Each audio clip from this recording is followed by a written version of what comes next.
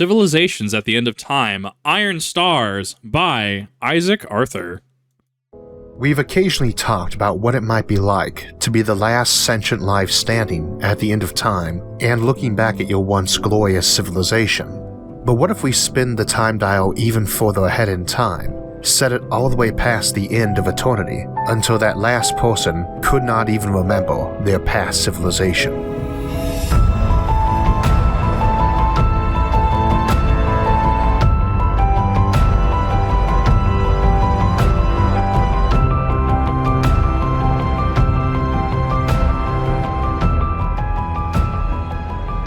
It's been a year since we did the first episode of the Civilizations at the End of Time series, Black Hole Farming. To my surprise, that episode went on to become the most watched one on the channel, so it seems like it deserves a sequel. It probably shouldn't have been too surprising since the end of time and civilization is something upon which we ponder and speculate quite a lot. It is also the conceptual center of numerous stories both in and out of science fiction.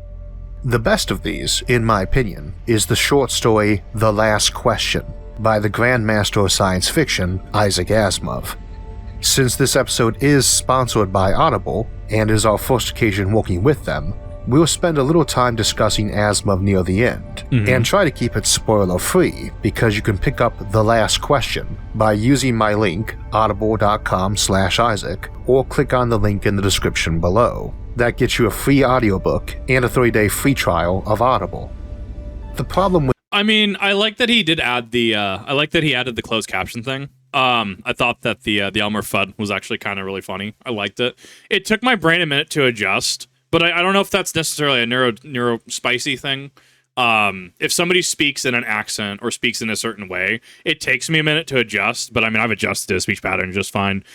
Which makes me really sad that there are definitely people that are definitely going to make fun of him for speech impediment. Definitely not bueno. Definitely pretty L territory. I like it though. I like it, especially like that there are closed captions. That's really cool. Doing a sequel to a video about the end of time is there is not really supposed to be a sequel unless you have a time machine. As I said in that discussion, there are things we could do to keep life going even after the black hole era. But to do that, we should first recap some of what we've already discussed last time, then introduce concepts like Boltzmann brains and the Margolus-Levantine limit on quantum computing and reversible computing. We also need to discuss quantum tunneling, proton decay, iron stars, and the fate of the universe itself. We'll try to keep the technical aspects to a minimum, but they are there, and this is going to be a fairly long episode, so as always, it might not be a bad idea to grab a drink and a snack before we start. Joke's on you. I've been living off pizza and soda for the past 3 days. I'm set. I'm ready. I got root beer right here. To recap what we explored in the original episode, a black hole can be tapped for energy in 3 principal ways. The first and easiest is to drop mass into the thing and capture its kinetic energy as it plummets, like attaching a rock to a string wrapped around a generator and tossing the rock off the side of a building. The second is to use its rotational energy like a big dynamo, slowing down its spin in exchange for electricity. The third method is to tap into the Hawking radiation they are believed to emit. For very small black holes, there is actually a much higher amount emitted at a given time than from bigger ones. Hawking radiation is one of those. I have such a little understanding of it that it is actually quite hilarious. Like, it is like, I love things like this because it's super fascinating to me. I love hearing it, but obviously it's different to actually do the math. It's different to do I mean, I can sit here as somebody that doesn't know, and I can pitch theory after theory all day. That doesn't make it correct, doesn't make it right, doesn't mean I have any sort of grounding to make these theories. So when I look at something like this, and I look at, the theory of iron stars, the theory of an oscillatory universe, right? Those things. I mean, sure, they're theories. They're a iron star is a theoretical star, but how do you get to that conclusion? Like, what mathematical processes do you have to go through? How do you logically reach that conclusion? And it's really fun. I love it. And that's the thing. There is such an infinity of information. I mean, you can argue that there's a finite amount of humans. There are a finite amount of ideals and stuff. And I disagree. I feel that there is an infinite amount of things to learn, at least, especially if we start going into an infinity compared to what humans over the course of, say, the span of 100 years could interact with on a daily basis. Like, from a, oh God, what's the word I'm looking for?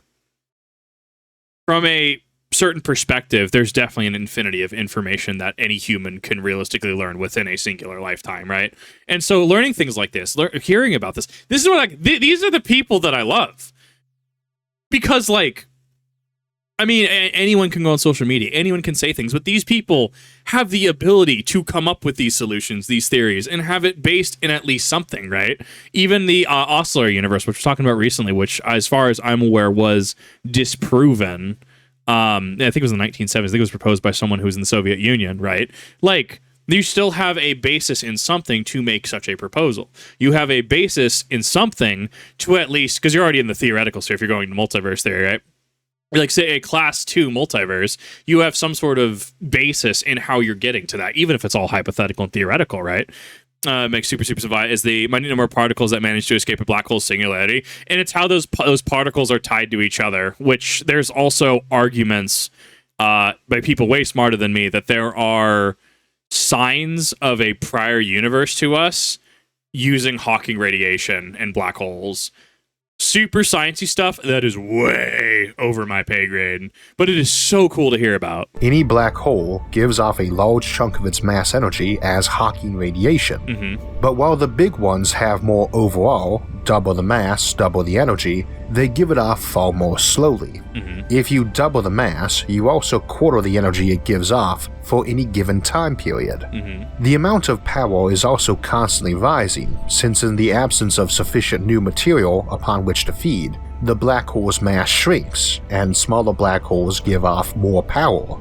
That would be correct in terms of an oscillatory universe, where it has a singularity, the Big Bang, it spans to infinity, or I guess near infinity, right? But then it comes back on itself, right? Like your hands in a fist, you move your fingers out to where they'll like stop extending, and then it comes back in. So the way that I understand it is that it was disproven. I talked about this in another reaction that I did. It was disproven, at least to my understanding, because of one specific law. I don't remember what it is, but it would not be repeat ad infinitum, because each subsequent universe created after full expansion, full contraction, would be smaller than the previous, which would mean that eventually it would get to a point where it is no longer able to expand and create a full universe, so thus having a finite amount of uses. It's not a full infinite system. But once again, people way smarter than I am who have degrees and credentials behind their name discussing this. In an ideal scenario, you would make your own black hole with the power generation rate you wanted, and just keep feeding it matter to maintain it at the same level of mass.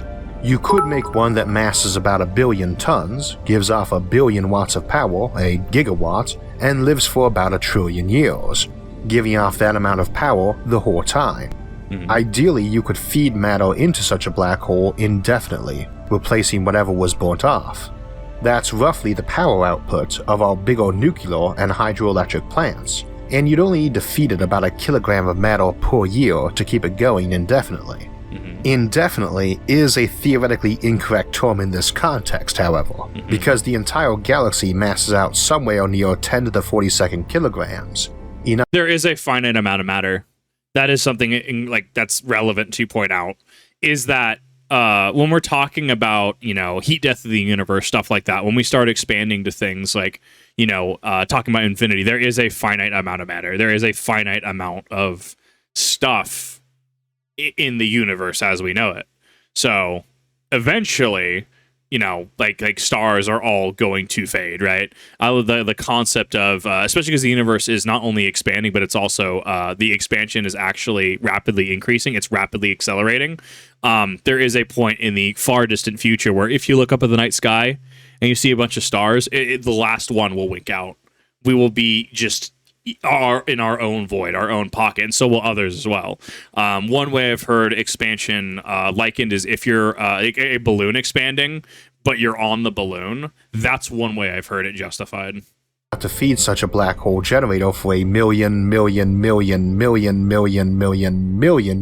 Yeah, relevant. Not bad, considering humanity's basically been around for 1 million years. and we will start running out of natural starlight in the universe in a few million years. Yet a naturally occurring black hole lives even longer than that, and does so by trickling its power out far more slowly. We discussed harnessing power from such behemoths in the original episode, by dropping matter into them or tapping their rotational energy, but this won't let you get all of their energy. Whereas a smaller black hole evaporates via Hawking radiation quite quickly, naturally occurring ones do so at such a slow rate that it could take eons to gather enough power to flip a single switch. Well, we see that energy is lost even in the food chain on Earth, right? Yeah, I'm sure you've seen a textbook somewhere, maybe we were in high school or something, you're going down the food chain, food web, etc., right? And it's, the hawk at the top, and the hawk eats the mouse. No, what was it? Yeah, hawk eats the mouse. Stuff is, because it goes down the food chain, right? I'm totally butchering my explanation of this, and I do apologize. But only a percentage, I don't remember what it is. It's not 10%. I'm thinking of fractional reserve banking is what I'm thinking of. I don't remember if it's 30% sounds correct. But as energy is transferred down the food chain, you lose a significant portion of that energy, to which by the time you get to the end of the food chain, you have a fraction of the energy. I think it was like what? Sun feeds, plants by photosynthesis. Photosynthesis feeds, small herbivores. Small herbivores are eaten by, slightly larger carnivores. Slightly larger carnivores are predated by something all the way up to apex predator. I think that's how I'm explaining it correctly. You don't have an initial 1-to-1 energy from the sun all the way when you get up to the apex predator. You have a fraction of that energy. Hi, Raiders. Welcome to Space Talk. Once you've exhausted all of its rotational energy, which is enormous, and dropped in every last bit of spare matter you have, all that's left is that Hawking radiation. However, running an entire civilization on levels of power that you need sensitive equipment to even detect is probably impossible. Impossible for biological life, anyway.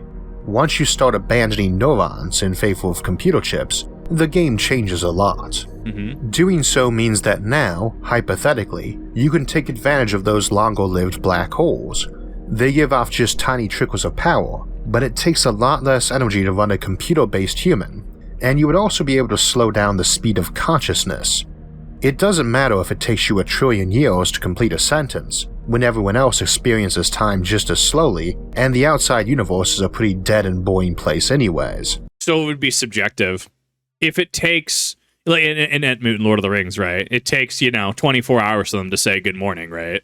It is subjective. Like their time, they're communicating in their time. Everyone else is just like, bro, it's literally nighttime. What do you mean good morning, right? It's subjective to them. Time is still passing, but the rest of the universe is you and stimky and nerdy, and you could have your trillion year long sentence. In part, that's what we meant about these being civilizations at the end of time, because our classic view of time starts meaning less and less. Right now, time is a pretty constant thing for us that we all experience at more or less the same rate, yet time slows near black holes, so you can move in close to them to slow things down too. And if you are also tweaking your rate of thinking down to a glacial pace, you are experiencing periods of time long enough for stars to live and die like ticks on a clock. But superliminal travel, right, which is, as far as we are aware, is actually impossible. The closer you move to the speed of light, doesn't the slower time stop as well? Its time definitely grinds to a screeching halt. Well, maybe it doesn't grind to a halt, right? But it gets slower and slower and slower. The proportionate speed you are to hitting the speed of light. I think that's how that works as well. Yeah, time gets really strange, but time also kind of stops past a certain point, right? Like you look up at the night sky, you see a star, right? And is that necessarily the star as it is right now? Well, no, it's taken how many, millions and billions of years for the light to travel from that star. So the star right now could have gone supernova. The star itself could no longer be a star, but the light traveling from that star, that's interesting, because that is time starts to become really wonky, wibbly wobbly, if you will, once you go past a certain point in space. Which is, I mean, I don't know enough about it. Redshift is also a way we've discovered some of the further away stars and stuff like that. Because as, what is it, light gets further and further away, I think it has a tendency to go red or something like that. Literally things that like are way beyond my actual pay grade to really kind of dive down and break down, right? It's so cool though, like to see so much from so far away, and how it operates. Yeah, time is weird. Time is very strange. This only tells us what we can do when we run out of other power sources, though. How to keep going when you run out of stars. What we explored in the original episode, however, was something called the Landauer limit, which demonstrates that the theoretical maximum calculations you can get out of a given amount of energy depends on the temperature. Okay. The colder it is, the more efficient your computers, if that is their limit. Half the temperature, double the calculations per joule of energy used. This massively changes the dynamic, because suddenly you are not striving to survive after the stars have burned out, but intentionally hoarding your energy until after then because you can use it way more efficiently. As the universe expands, it gets cooler and cooler, and right now it's about 1/100th the temperature Earth is, meaning a computer out in the void should be able to do 100 times the calculations for the same amount of energy as one can here on Earth. Quintillions of years in the future, when the whole universe is not even 1,000th of that temperature, you get way more processing power, or thinking and living, to put it in human terms, per unit of mass or energy. Entire planets and planetary populations could be run in real time on less energy than it takes to power whatever speakers you are currently listening to me on. So a civilization might gather up all the matter that it can, storing virtually all of it until the temperature drops to whatever the minimum is that they can function on. From a practical standpoint, a given switch in a computer will need a very long time to cool back down after you use it in order to exploit that ultra-low temp computing. This actually works out fine since the biggest black holes give off power so slowly that you need trillions of years worth to power a light bulb for an instant. These factors coincide well if we have very durable equipment that requires minimal maintenance, since external objective time is almost meaningless in a dark post-stellar universe. I feel like that's the Amazon principle. I have it on good authority that machines run way too long and without enough maintenance. Obviously, I mean, certain facilities may be different or not, but I feel like that is kind of the a human-esque goal as well. We want to have the most durable something with as little maintenance as possible to maximize whatever product or profit is being extracted from it. Very interesting to think about from a completely just impossibly far distance in the future. Internal subjective time would be everything, and to the participants, things would seem quite normal. In such a scenario, the period of time after the stars burn out is no longer some dead place where at best the last remnants of civilization are barely holding out for just a little while longer. It could be hosting mega civilizations that would not even notice a trillion years going by in objective time, while enjoying trillions of years of subjective time. Okay. You could basically have a civilization living around a black hole a few kilometers across that dwarfs a full-blown Kardashev 3 galactic empire in every possible respect, and that also regards the power output of a light bulb in the same way we do the entire sun. Nor would each of these black holes necessarily host an entire civilization. They might opt to run smaller communities at a higher rate of subjective time, networked with other black hole communities to form a civilization. Time lag for communications between these is not too big a deal, since it might take light 1,000 years to reach your nearest neighbor, but that might seem like normal conversational speed to you and them. I wonder if objective time becomes an issue at this point, though, because while subjective time, absolutely, you can have trillions of years pass in objective time, but it feels, just like your standard Tuesday, right? Like your subjective time is a lot slower than that, a lot more like us interacting right now, me, dear chat member, talking to you, how it's taking a number of seconds. That could be, in relation to this trillions of years in objective time. But we know that the universe is not static, right? We have dark matter, we have dark energy. There is that permanent expansion. So why I bring up quote unquote objective time is, so yes, you set up civilizations around these black holes, right? You're able to do what you need to in order to gain near infinite energy from these black holes, right? Even if you are experiencing your subjective time as, seconds per trillions of years, eventually black holes will merge into other black holes, or even black holes at some point will just burn out. At some point in the far, far, far distant future, there will, regardless of, your subjective time, there is going to be no more mass to feed something. Therefore, the black holes eventually will just kind of go out, right? And that goes back to Hawking radiation, as far as I'm aware, because there's the particles are complementary of each other. One is in the black hole, the other is outside. Eventually, the black hole will just kind of, I don't want to say burn itself out. That's the incorrect term. Eventually, the black hole will kind of just dissipate and disappear. And that will take place over the spans of, sure, and possibly long lengths of time, but it'd be very curious how the subjective times actually work out at some point. As effectively whoever. Right. Well, no, we're talking on an absolute macro scale. Like, this is the absolute, pinnacle macro scale, right?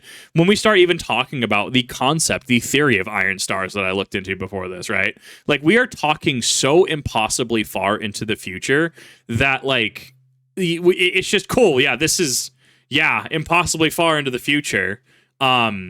Worry is not necessarily a thing at that point, and especially when you start talking about inevitable heat death in the universe, max entropy. You're talking about things like the Big Crunch, Big Rip, right? I mean, this is so impossibly far into the future, and I want to clarify that because it gets really easy to kind of get negative and doomsayery really, really quick. This is literal exponents, right? Pages full of zeros to even remotely get to this point. It's wild. A trillion years in the future, you might be around a black hole somewhere chatting with a friend who was the same, but thousands or millions of light years away, experiencing no more subjective lag between your environments than you do on the phone or in a chat room, presumably sharing some simulated environment. With subjective time slowed down so much, things like a galaxy-spanning internet finally become possible even if you are still bound by the speed of light. Sure. That was what we discussed last. That's actually the one that confuses me. So going at the speed of light, right, it would take us however long to get to places. This is actually what kind of fascinates me. I guess X-rays are a massive way of mapping the universe and stuff like that.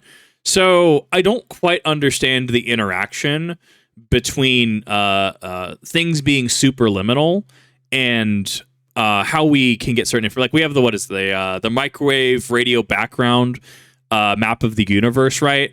The map, quote unquote, from the Big Bang, and we've been able to actually see certain objects farther away, farther than we can travel to at the speed of light.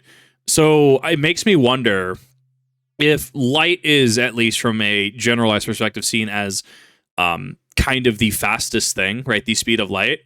How are we sending X-rays, microwaves, etc.? How are we doing that out and scanning that stuff? I'm sure there's a valid explanation. I'm sure that there's a very basic Lamau, even an elementary school kid could understand this, right? But I'm missing a key component there because it takes, as we've discussed previously, it takes light, light years, literal years at the speed of light to get to get to a certain point, right? At the speed of light.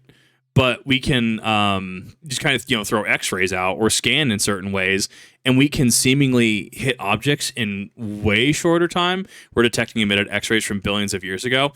I guess that's fair. I guess we're detecting what has already been there. So once again, aren't scanning anything. We're receiving light from those things. I guess that would make a lot more sense. So then we'd be using X-rays in order to see what's there. See, this is why I talk about things like this. I can even come across as an idiot sometimes, as I'm wont to do, right? But, or I guess expected to do. But we all come to this consensus, right? It's all in the name of education and learning. It's great. I love it. Time, as a reminder for those who saw that, but it gives us some questions. First, how can you possibly maintain your equipment for those kind of timelines with virtually no energy, especially if there is proton decay? Second, what do you do afterwards? Is it all done then, or can life go on? The answer to the second, if you can solve the first, is yes, kind of. The biggest black holes can live almost 10 to the 100th years. If you can somehow support yourself on that near infinitesimal trickle of power, you will notice it begins to rise near the end, and you will occasionally notice your neighboring civilizations around their own, smaller black holes, surging up and eventually exploding. Near the end of life for any black hole, it will spike up to energy levels that are quite classically visible. For the last month, it will be bright enough to light a whole planet, and in the end, nearly as bright as a star. That's a lot of power to run a last big party off of to say goodbye, more than enough to re-simulate our modern civilization many trillions of times, but it's also a nice chunk of energy to fuel something afterwards. That afterwards is our main interest today.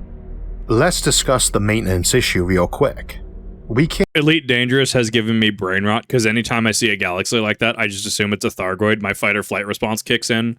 Generally, my response is to throw the Shard Conda at it. Elite Dangerous has really given me some brain rot, and I love it. Can't build stuff that lasts more than a few years or decades nowadays, not when it comes to complex machinery. So trying to build stuff to last trillions of years with little to no maintenance sounds kind of absurd. And it certainly is in the context of our current technology. I don't want to sugarcoat this problem. Yet we can potentially benefit again from slowing down time. Real time too, not just subjective time. Okay. We can slow down subjective time for thinking by just running a computer slower. Various decay processes still occur at the same rate. But time slows down as you get closer and closer to a black hole, and for the very largest black holes, you can get quite close before being harmed by tidal forces. This lets you slow down the rate at which decay is occurring in chemical, mechanical, electronic, or even biological systems. Of course, they are only going slow from an external view. In many ways, a black hole is just an implosion taking place in a slowed down region of space so that it takes eons to witness. Again, it's all about subjective time, but that's all that truly matters in a dark universe where not much is happening. However, we have another big advantage from that dark and boring universe. Damage and decay tend to be the result of external events, and your machinery wouldn't experience a lot of erosion, oxidation, or decay when it exists. This was where my thought process was going, because what about things in a vacuum? Sure, we can look at gears grinding against each other, and eventually, you look at, okay, well, the gears are going to wear down over time because friction is just slowly chipping away at the gears, right? So I know we, on Earth, I know we have things that actually do function in vacuums. Trying to remember what it is. There's like 3 of them across the world, and they all communicate with each other. I'm trying to remember what it was specifically. I think it's gravity waves, I think it's that one. Yeah, that sounds about right. I think one of them actually has equipment that's kind of in a vacuum. So at that point, we would be looking at how does machinery really function in a vacuum or in space? Does that have any sort of effect or bearing on wear and tear? In an empty void chilled down to a microkelvin. You also have trillions of years to figure out how to build stuff for the long term, not to mention all that time to figure out alternatives like jumping into another, younger universe, or tapping vacuum energy. You might just flat out learn how to violate energy conservation, or tell entropy to take a hike. I mean, or you learn how to harness dark energy. Dark energy and dark matter, what are kind of IOUs to concepts that we don't quite have full definition for.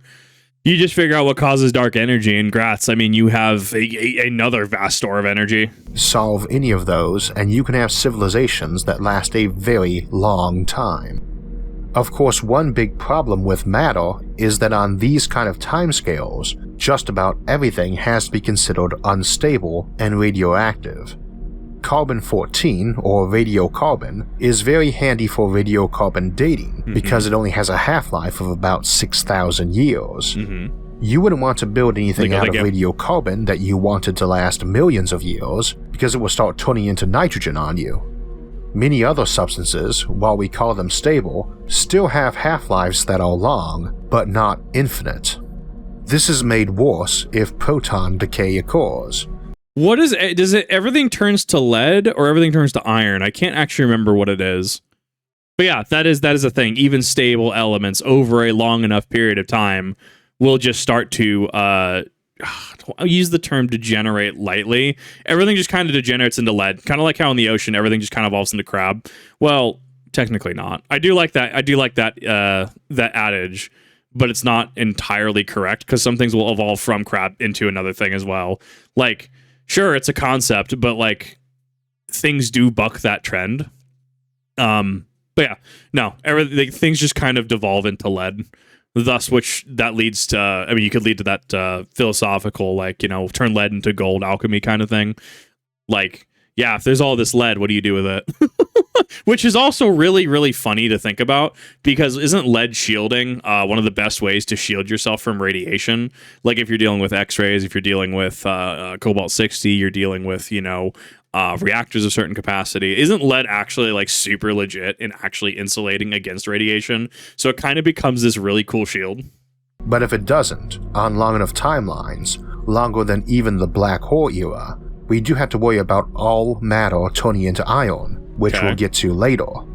Overall though, you just have to worry about slowly losing matter to unavoidable losses, right? Be it collisions or evaporation or decays. Or black holes going into each other, which was a point I totally forgot to address earlier.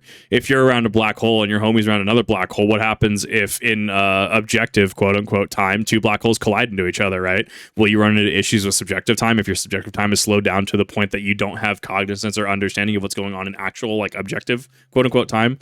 So many things, it's so cool! It's all fixable, but you need to be able to do that with virtually no energy, because you have virtually no power. Once again, time slows near black holes, so you might be able to dance around this issue that way too. Now we also have proton decay to consider.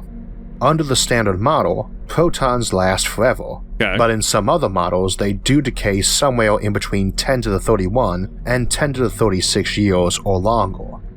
Either of those are near eternity compared to the stellar epoch of the universe, but it's shorter than any naturally occurring black hole would live, even a small one with a dwarf planet's mass instead of a sol.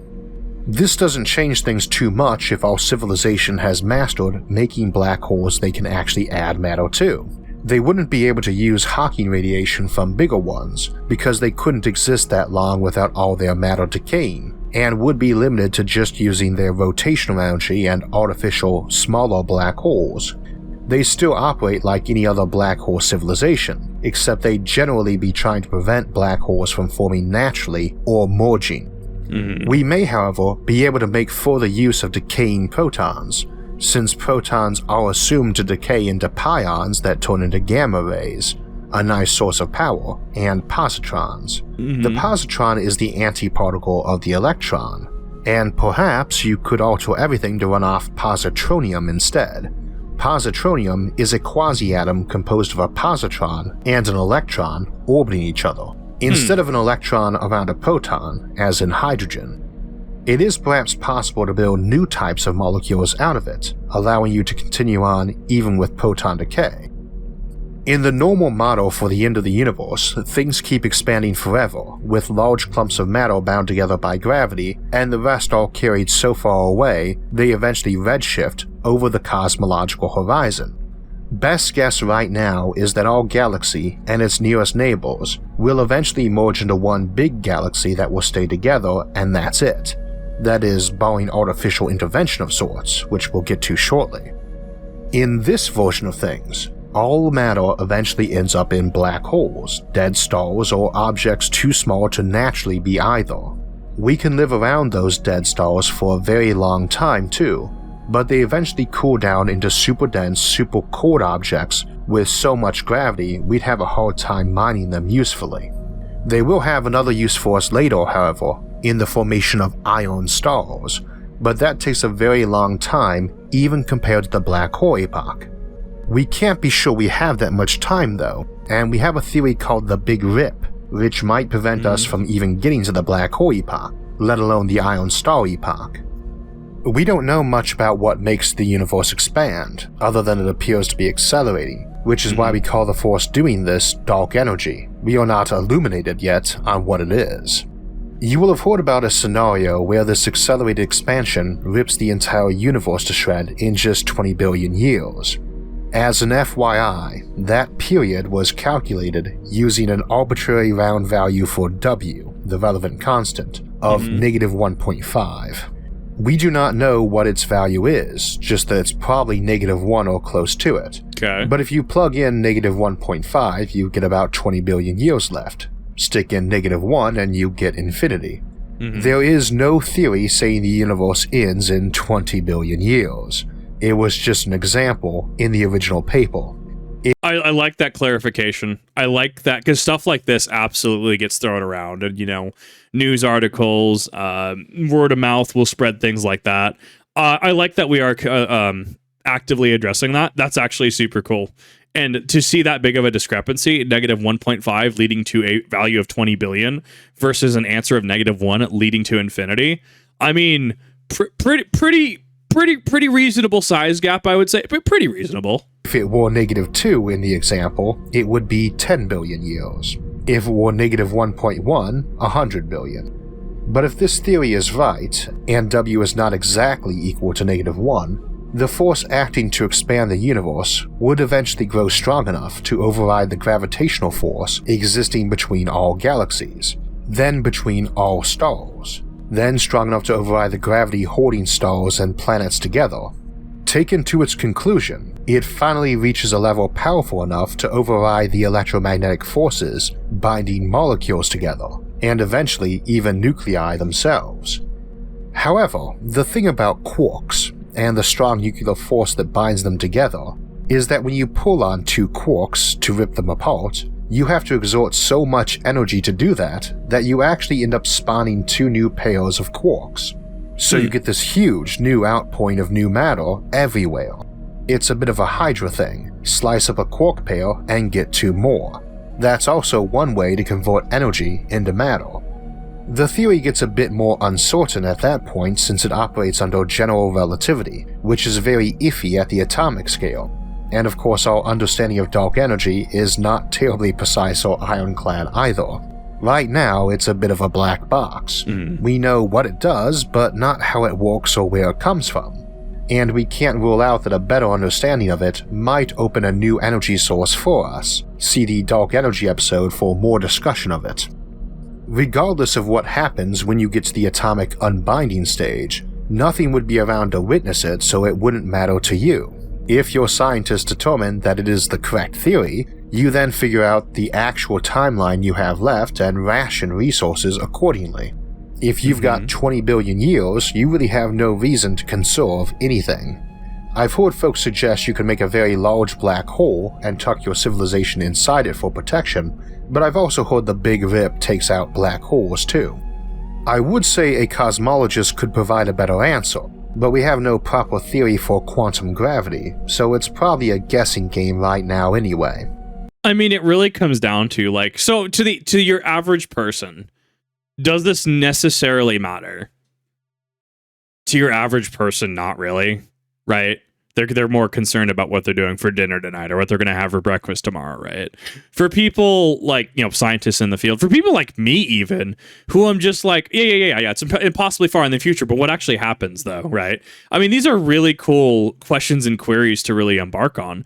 And even then, like the time scale on everything gets really, really massive. Like there is no reason that anyone today would be alive to see even a fraction of what is going to happen, right? It just happens over such a long period of time. And I mean, we have estimations and stuff, but right, without really full understanding of dark matter, without really any full understanding of dark energy, we know they happen, they exist, they do things, we kind of know what they do, but where they come from, how they operate, why they operate, Because remember, it was a surprise to scientists. We knew that the universe was expanding, but we didn't know that it was like accelerating in expansion. So, I mean, new scientific discoveries are made all the time. I mean, we have supermassive black hole models, as far as I'm aware, in the past that completely got blown out of the water because another one showed up, right? Like, space is really, really funky and really, really cool. And sometimes we kind of just have this probably would happen.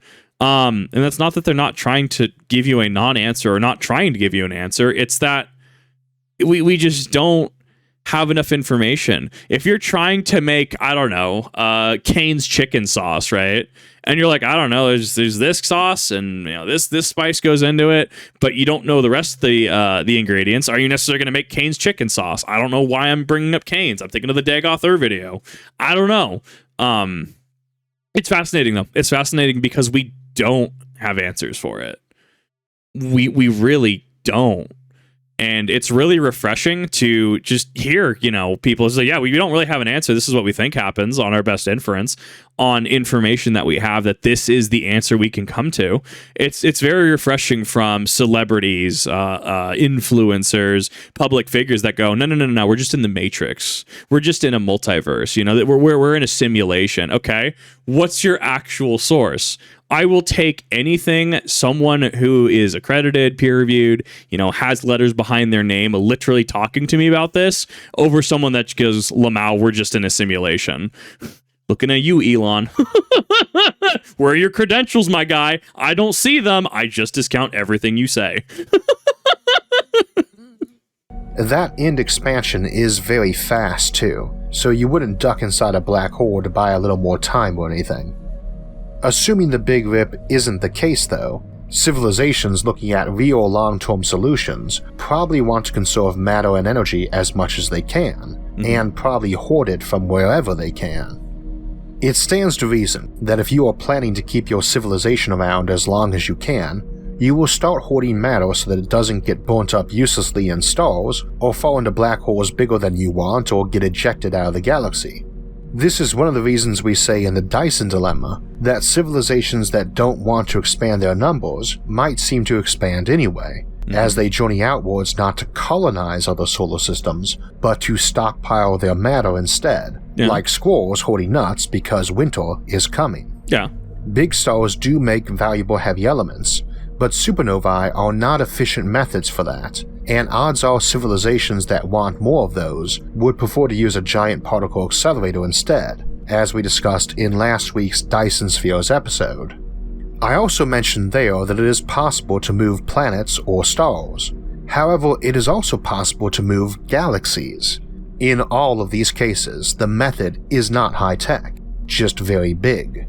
The Great Wall or pyramids were huge tasks, but hardly high-tech.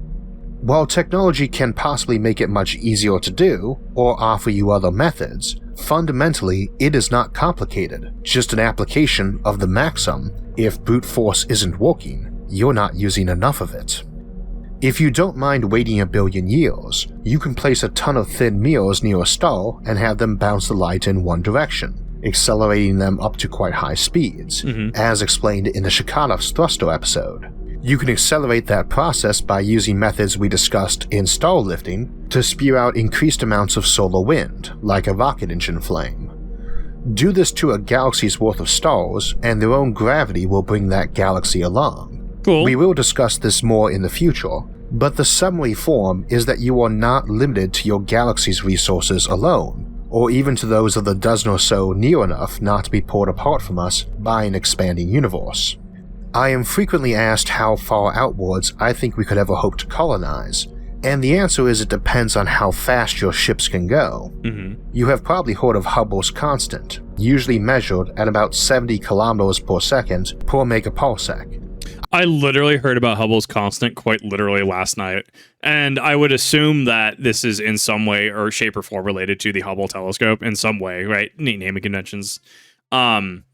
Yeah, no, it's honestly really, really cool how many, constants, how many theorems, how many things are just like, yeah, no, you're in this field. Yeah, you know about insert thing here, insert Hubble constant, insert insert entropic laws or something like that, right? Like, it's so cool because it's no different than just being like, yeah, no, you're running a VTuber model. Yeah, you don't use VTube Studio. Like, you don't have rigging, tracking, etc. Or you firearms, right? Like, yeah, no, you Brandon Herrera, right? Was it square cube law when dealing with the AK-50 and having to blow up an AK to make you accommodate the AK-50 specs, right? Like, there's things that you run into in everything. And I'm sure you're like, well, I'm a CNC miller, and, we say this term, but, this is, we use it, but no one else uses it. Like, if you're in the field, you know exactly what this is, versus if you're not in the field. Even kitchens, right? FIFO, first in, first out, right? If you took in, chicken on the 20th, and you have a new shipment of chicken coming on the 27th, you put the the newer chicken in the back, so the older chicken can get used, right? I mean, obviously, like, make sure you're also meat on the bottom, especially poultry on the bottom. Make sure you're cooking it appropriately. Make sure it's not sitting, etc. So other food things are called. But like, I like this. Like, yeah, Hubble constant, and I'm sure there's definitely people out there that are like, yeah, no, I deal with this every day. This comes up consistently. I'm sure it's a headache for somebody too. But like, it's so cool to see bits and pieces of other studies of other, not fandoms, other specialties, other jobs and stuff. And like, just to see that, because it doesn't really, it just doesn't really come up outside of it.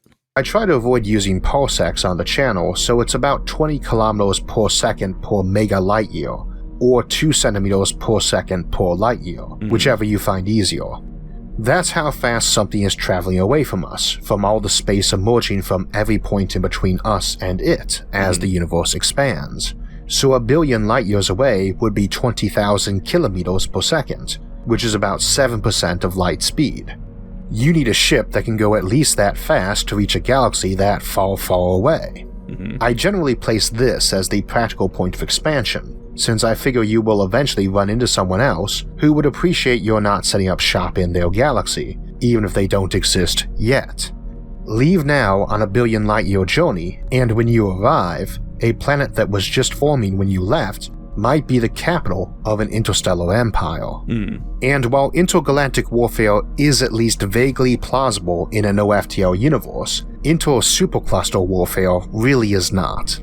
You could also get a galaxy to move at this speed back towards you, but probably not much faster. So the million or so nearest galaxies closer than about 1 billion light years from us is probably all the mass available to a civilization. We'll go with the rounded value of 10 to the 48 kilograms. I don't know. I was watching another video last night, and I don't know why this is coming up. CIA Project Stargate. There was a found footage channel that was referencing it, and I guess there's partially declassified documents on it. Allegedly, in that, I guess there was stated to be something along the lines of 3 universes. I have no. I mean, the CIA was on stuff in the 80s, right? Like, they were partying pretty hard. I don't know how you come to that conclusion. I still take scientific data, still take actual scientists over partially declassified CIA documents. I don't know. It was just something really funny that I just thought about when talking about, universe and galaxy. CIA lies a lot. No, never. The CIA would never lie. The CIA would definitely not buy the majority of a certain kind of drug in the world and just party. That the CIA would never do that. Not my CIA. Keep that in mind for later. But that's more or less your upper limit. And it could be steered into a pretty compact value, not much larger than our galaxy. Any tighter than that and the combined mass would form a galaxy-sized black hole. Some of that matter, however much you hoarded, would be acting as fuel. Indeed, probably almost all of it would, eventually, but we can assume a lot of it will be used for making computers and memory. The processing power permitted under classical computing, when temperature is your true upper limit, and you've got solar systems worth of mass to build your computers out of, is mind-boggling. But we have some options that might let us squeeze even more calculations or simulations out of a small amount of energy. We talked about quantum computing earlier this year, and try to dispel some of the myths about it which elevate it beyond a very powerful tool into almost magical status, and at some point we'll need to do the same for time crystals. But, unsurprisingly, a lot of folks have wondered if these options let you blow past even the titanic processors allowed under classic computing, or potentially do entropy-free calculation, reversible computing. Last time, we discussed how Landauer's limit on conventional computing is based on temperature. It is a hard physical limit that tells us that no matter how much we improve computing, we can't beat that. Sure. Not with conventional computing at least. Okay. As I said in the quantum computing episode, we never want to regard that technology as a magic wand, and it is way too new for us to discuss it reliably. Right. That's even more true for reversible computing. I remember, I think it was 2011 or 2012, I remember very vividly someone talking about the concept of time crystals and quantum computing. I don't know jack about it. I do remember that is the thing, though. I think we're trying to push quantum computing right now, if I remember correctly. Doesn't NVIDIA have some really like spicy AI graphics cards? Is like the A100 or something like that? I don't remember what it's called. It's like a big boy card. Like you look at it on the NVIDIA site, this thing doesn't have a price tag on it, and it just talks about how powerful it is and how it's used for AI and stuff. We got some pretty chonker GPUs out there, and it wouldn't surprise me if we were nearing some form of quantum computing level. The time crystal thing, though, I am definitely outside of my depth. Definitely sounds something like science fiction. Sounds like something Elon Musk would tweet about on Twitter. So that is one of those I would rely very strictly on, the scientific papers and scientific documentation and how they got to their conclusion with it. That is definitely one of those things that has the potential to just be a buzzword. Specifically physically reversible or isentropic computing, where you could do all your calculations essentially energy-free by undoing the process afterwards. This is usually thought to be impossible, and actually where Landauer's principle derives from. But we're not sure it actually is physically impossible. There are some reasons to think otherwise, and trillions of years is a long time to figure out how to do it or get close to it. If that turned out to be possible, though, it turns out we have another limit of a different kind that controls the speed we can reverse calculations at. This derives from the Margolin-Levantine theorem that shows that even reversible computing and quantum computing are fundamentally limited to no more than 6 times 10 to the 33 operations per second per joule. The more physics-savvy of you might have just twitched. Yes, that was seconds per joule, not joules per second. It is saying that, if you can keep using the same energy to run computations constantly, that this is the maximum speed you can run them at. Converting that into matter at about 10 to the 17 joules per kilogram, and dividing by our usual assumption of about 10 to the 16th hertz of processing to emulate a human brain, we get 6 times 10 to the 34 people being simulated per kilogram of matter, which was about the same as what we got from a full-blown solar system spanning Matryoshka brain, an MB, and which would conveniently fit in your pocket rather than an entire solar system. If you saw the episode on Matryoshka brains, you might recall that it could hold more emulated minds than an entire K3 civilization could. As a reminder, a K3 civilization is one that hasn't just populated every solar system in the galaxy, but also turned them all into Dyson spheres. Pretty big stuff. Now, since this presumably does not need energy to run on, or rather doesn't expend any, our 1 kilogram pocket MB could just sit there emulating billions of trillions of humans forever, enough to normally populate an entire supercluster of galaxies converted into Dyson swarms. One eternal engine of thought for 1 kilogram of mass energy. Earlier, I mentioned we could possibly get our hands on as much as a supercluster of mass, 10 to the 48th kilograms, a trillion kilograms.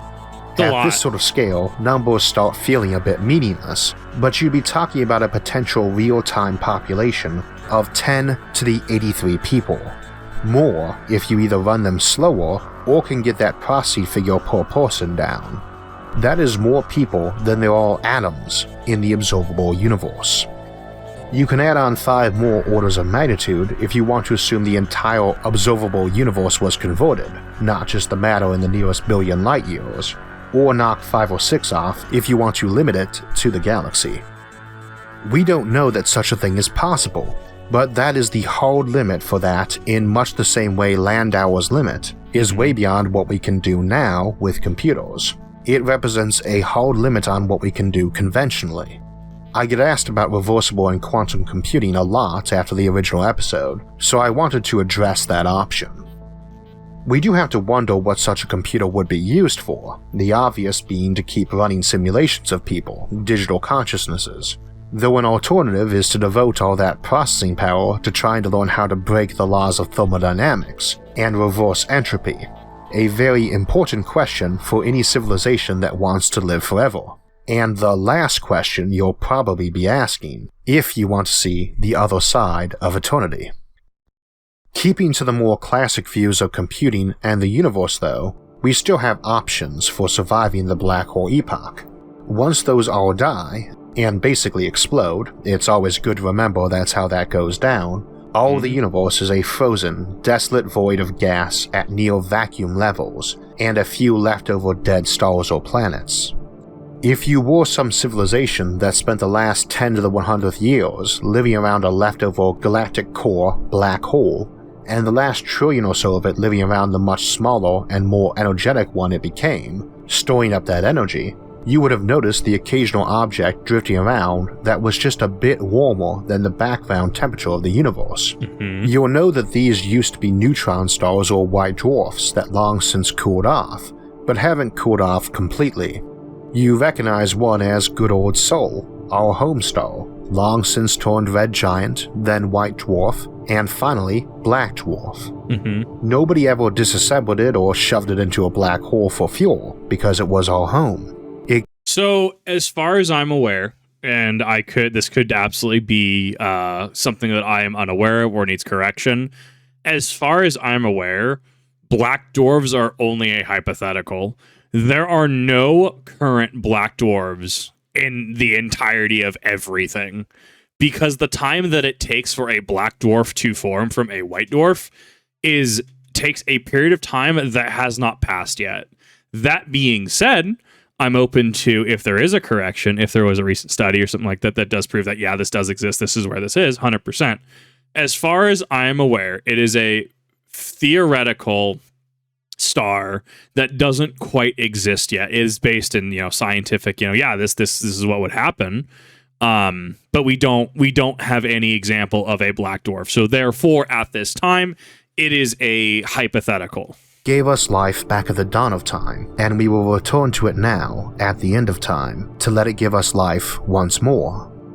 The reason it is just the barest degree warmer than the universe around it is that inside, incredibly slowly even compared to black hole timelines, particles are slowly transmuting into iron and releasing a little energy when they do this. Iron is the last stopover point for matter. Heavier matter eventually decays into it, and lighter matter fuses up into it. Interesting. So eventually lead will just degrade into iron chemically? That's fantastic. This happens super fast in big stars, but here in our dead sun, it occurs over time periods of 10 to the 1500 years. And every time such a transformation occurs, a little energy is released. How a civilization would possibly tap such tiny amounts of power, let alone maintain their equipment while doing this, is beyond me. Even doing it for the Hawking radiation of a normal solar mass black hole pushes plausibility. Yet, at least on paper, under known physics, it is conceivable. If they can somehow gain power out of this tiny Earth-sized remnant, and operate computers off it, they can keep going. They can continue to exist on this iron star for timelines that look at the whole prior universe, even the black hole epoch, as so much less than an eye blink. And we're still not done yet. Once this white dwarf turned... I debated on... So, I'm putting in Twitch chat. So, 10 to the 15, to 10 to 1500, right? So, it's 10 carat 15, right? Or 10 carat 1500, right? So I was about to put 1,500 zeros after that, but then I realized I'd probably crash OBS. I don't think it would like that. I would probably hit some sort of character limit if there wasn't already a character limit already built in. So if we want to talk about how impossibly far that is, the simplest exercise that you need to do is, just 10 with 1,500 zeros after it. How many pages, actual pages of document, Microsoft Word, Office, OneNote, etc., right, that you would have to scroll down, right? How many pages is that going to be? A lot, right? Though that is the amount of years that it would take to get to that point. It is no time sooner.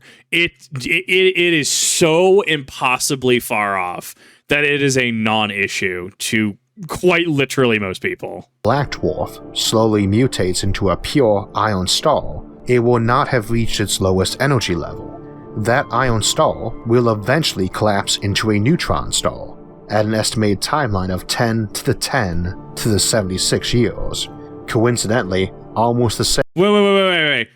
You're just gonna drop this on me? So we can have carrots of carrots? So what was it? 10 caret 10 76? You can have multiple tiers of exponents? I never knew this. That's fantastic. If you're just learning about this now, point in case that is so impossibly far into the future. This is so far. It is so far, it boggles the mind, and it's so fascinating. Same as the 10 to the 10 to the 77 possible unique states for the universe, or total alternate universes, that we discussed in Infinite Improbability Issues. A very great deal of energy will be released when that collapse from ion star to neutron star occurs. Mm-hmm. This means even more lifetime for those there, if they have somehow survived that long. Alternatively, ion stars might turn into black holes even sooner, a mere 10 to the 10 to the 26 years, and you restart yourself. That black hole that forms, being of less than one solar mass, will once more give off only a tiny trickle of energy, but it would seem like a banquet feast compared to what you were used to back in the black hole epoch. Finally though, it will end, after another near-eternal golden age. It slowly rises in power until it gives off its last gas, shining nearly as brightly as the stars that disappeared so long ago. And then that is essentially it. If you haven't figured out how to keep going in the face of entropy by now, it is too late. But you will get that final second black hole epoch, or neutron star epoch, depending on how the physics of that works out. And yet, it is not necessarily the end of intelligence, even if it is the end of civilization. If matter is required to store information, and you've been accumulating so much of it, you've probably also been discarding extra bits to keep going a while longer. If the sun went out, you could stay alive a while longer by tossing your furniture and books into the fireplace. And while you might not be able to bring yourself to toss your favorite book into the fire to buy a few more minutes, all sorts of old manuals and reference books might find themselves in there.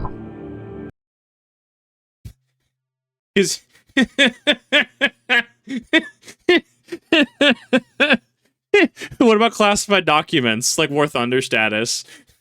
Is that... what does that count? Does that count as treason? I don't know why I thought about that. I heard just book document, and I'm just like, oh yeah, War Thunder documents. What happens if you burn a classified document? What crime is committed there? No. Oh, I'm sure that gets you in so much trouble. Oh, that was bad. Odds are pretty good such civilizations would do the same, maybe trading every memory for a little more time. Maybe just old tax returns and astronomical tables sacrificed to live a while longer. In the end, they go, sooner rather than later if they want to keep a lot. But they can keep some in reserve almost to the end, because the power levels will rise for a black hole near the end, or for the collapse of an ion star to a neutron star. Either way, this is when time, as any meaningful measure, has truly come to an end. Eternity has come and gone, and taken with it any civilizations and their records. But again, not necessarily intelligence.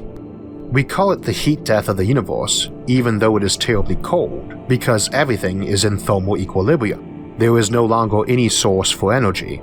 Entropy and the laws of thermodynamics have finally closed the book on things. Yet inside that random chaos, it is possible for occasional bits of order to emerge. If I take a deck of cards and put it in order, then shuffle it, it becomes disordered, more and more every time I shuffle it. But if I do that enough times, it will return to its original state.